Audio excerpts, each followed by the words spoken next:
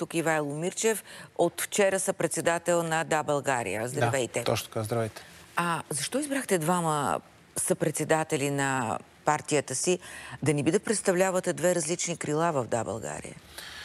Не, по-скоро, така, ако питате в персонален план, по-скоро различен стил на управление, но всъщност този екип, заедно с Надежда Йорданова, след оставката на Христо Иванов, в общи линии под една или друга форма лидира процесите в партията.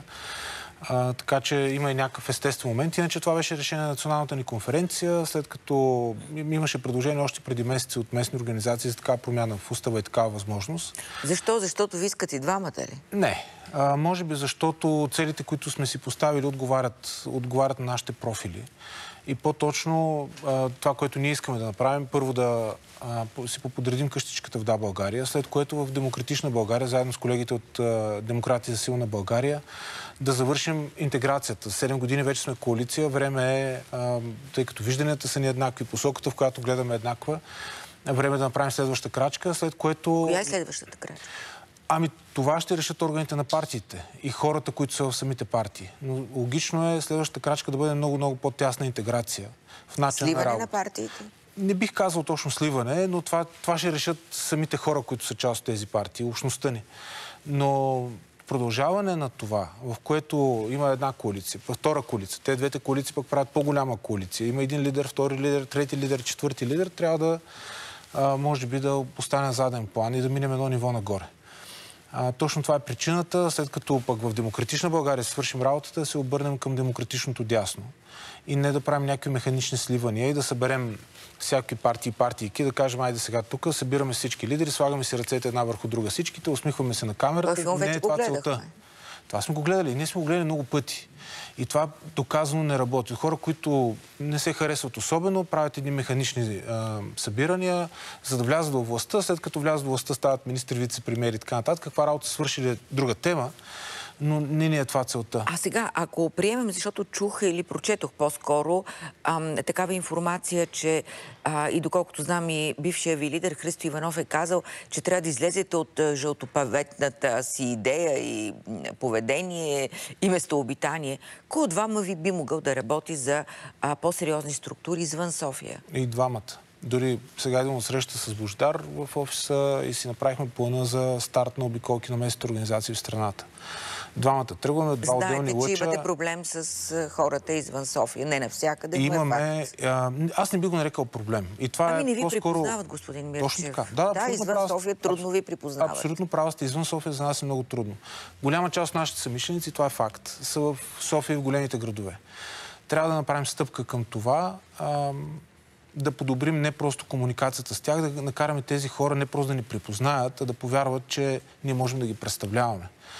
Това е истинското отношение към тях и това е честният разговор с тях. Много трудна задача ще бъде, защото останалите партии по места работят по малко по-различен начин. Те създават едни мрежи от фирми, тези фирми печелят обществени поръчки, с парите от обществените поръчки се гарантират едни гласове на избори и едни хора понякога и доста често се държат като в феодални владения. Ние имаме такива примери от наши общини, например в община Руен, наш симпатизант, представител, има магазин в центъра на града. В момента, в който се разбра, че той представлява Да, България, там е ДПС ново начало, съответното отговорно лице забрани да се ходи в магазина на общността, която представлява и съответно падна рязко оборота в този магазин. Давам го само като пример, но подобни случаи има в цялата страна. Ние по този начин не работим. Ние не създаваме мрежи от фирми с обществени поръчки и не генерираме от това много гласове по избори.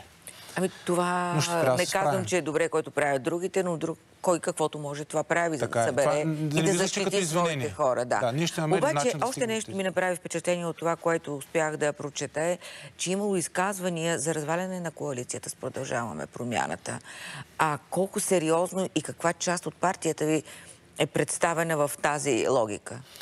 Хубавото при Да, България, не само при Да, България, цялата ни общност е, че има хора с различни мнения. Разваляне на коалицията с Продължаваме промяната няма да има.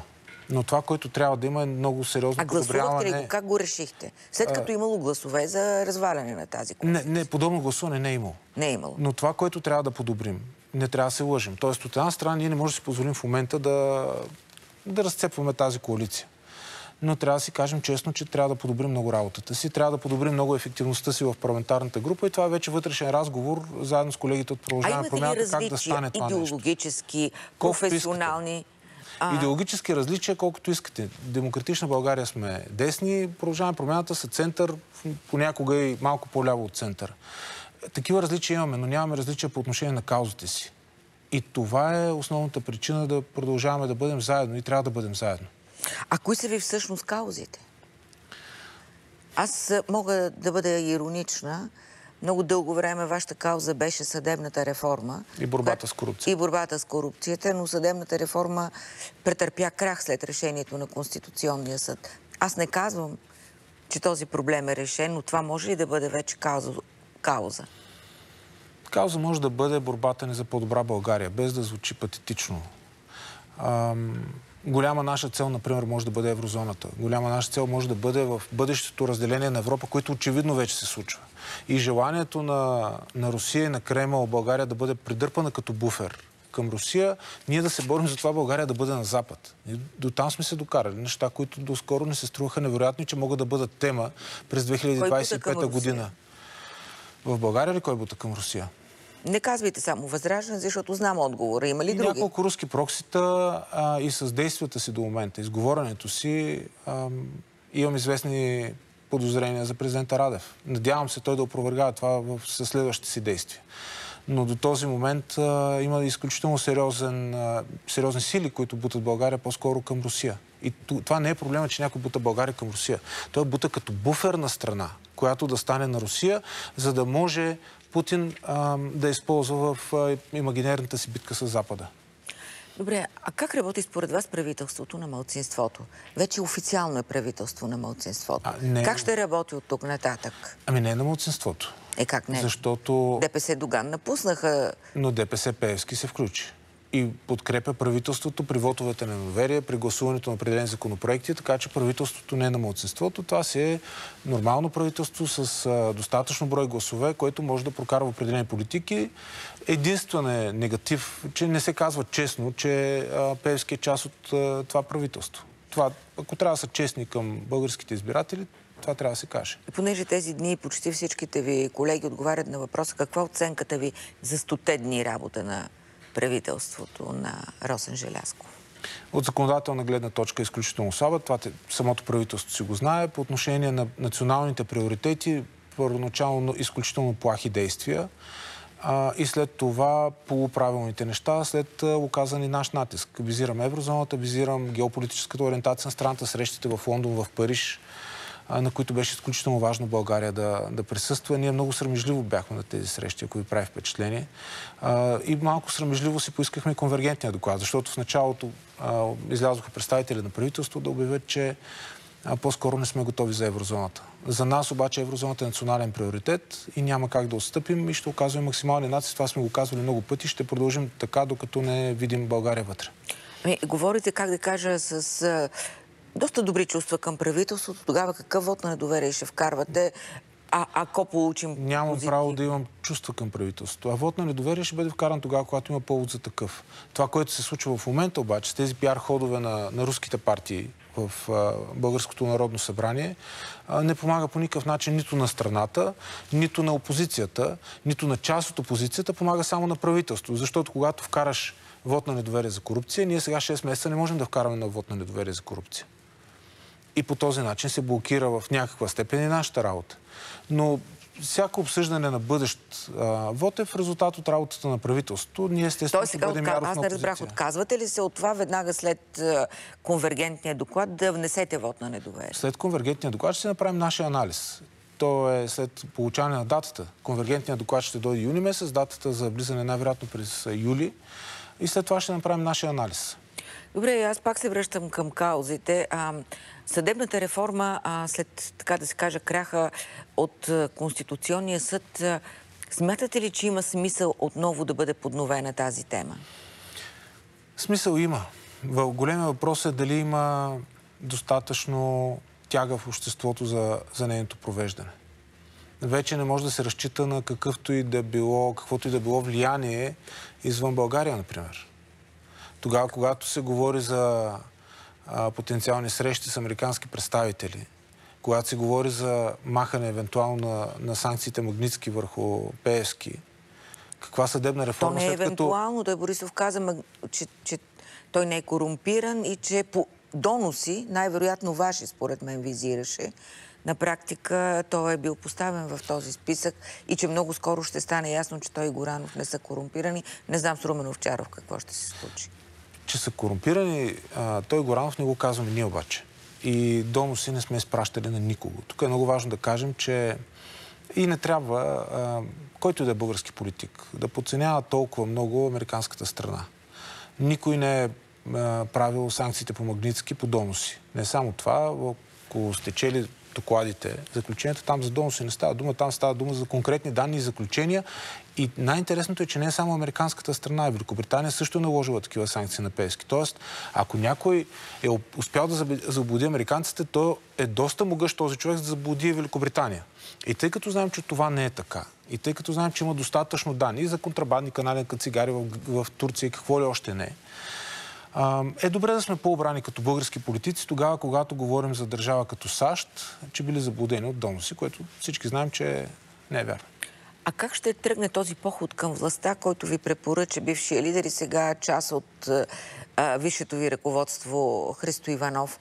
Как така вие всъщност в момента сте една средна парламентарна група, да не кажа малка, изгледи за избори няма? Как ще тръгнете към властта? По какъв начин? По кой път? Трябва да използваме това време първо да си решим вътрешно-организационните въпроси в партията, след това в коалицията, да се обърнем към десните хора в България, да бъдем носител на дясното, който в тези тежки времена, защото те са наистина безпрецедентни. Никога в последните години на карта не е била поставена геополитическата ориентация на страната. Винаги подценявано, доскоро никой не вярваше, че е възможно България изведнъж да се обърне към Евразия. И аз съм сигурен, и в момента много хора не вярват. В такива тежки моменти... Не е цялостна политика? Това виждаме Тръмп с всичките условности, че ту си ядоса на Путин, ту го подкрепя, ту на Зеленски, ту вижда мир, ту се отдалечава. С всичките условности на това, то не е ли световен тренд, така да кажа? Той може да е американски тренд. Ние обаче гледаме Европа. Искаме силна Европа и искаме да бъдем част от Запада. От Западна Европа. Не да ставаме част Европа, от Евразия. Това е големия проблем. Това е много по-голяма тема вече. Но не може, спорейки единна ли Европа, защото Унгария и Словакия, например, имат малко по-различен поглед върху случващото се в Украйна, в Русия, ние да казваме, не, ние отиваме сега и ще влизаме в БРИКС, зарязваме еврото, нищо, че на повечето децата работят на Запад, ние заминаваме за Санкт-Петербург. Не може да стане това. Не може България ние да си позволим това. И го казвам пък и за нас като общност и като политици. Точно във времето, в което се занимаваме с тази работа, и сме приели това предизвикателство, ние да бъдем отговорните, които са изпуснали България да тръгне по този път. Просто няма да стане. Без значение дали Борисов ще се срещне с Тръмп младши, какво ще се е говорил там и дали, например, там се е говорил за потенциален пакет за свалянето на санкциите на Делян Пеевски. Това не може да стане. Няма как да стане, няма как ние да го позволим. А как оценявате ролята си на опозиция? Защото ви отбелязахте, че законодателната дейност сега си почивате добре. Около Великден, сега около тези празници, които идват, около Гергьовден, ще има една голяма парламентарна ваканция, която смущава мнозина. Но оставете това. Колко закона са приети от това Народно събрание и колко вие сте внесли, колко вие сте предложили, ако да речем другите не са? Вие какво правите? На първо място не сме си почили, един почивен ден не сме имали. Въпреки, че формално има парламентарна ваканция, почти не сме се прибирали по домовете си. Защото има партийна работа. Винаги е така. По отношение на законопроектите, парадоксално, но тук ние като опозиция сме доста активни в това отношение. Съпредседателя на Да, България, Божидар Божанов, може би е шампион по внесени законопроекти в Народното събрание, най-различни промени от различен характер. Но работа на управляващите да бъдат активна страна, защото те са тези с мнозинството, за да свършат малко работа. В това отношение този парламент е кръгла нула. Кръгла нула по отношение на законодателната програма. Не само това, очакваше се по ПВО, поне законопроектите да минат бързо, изключително бавна и тромава работа, недопускане на определени законопроекти, лоша работа като цяло на парламента, това е факт. Но това е функция на управляващите. Ние като опозиция сме свършили своята работа да законопроектите, които сме преценили, че са важни, да ги вкараме, въпреки че при цялата яснота, че те няма да бъдат приети. Благодаря за този разговор.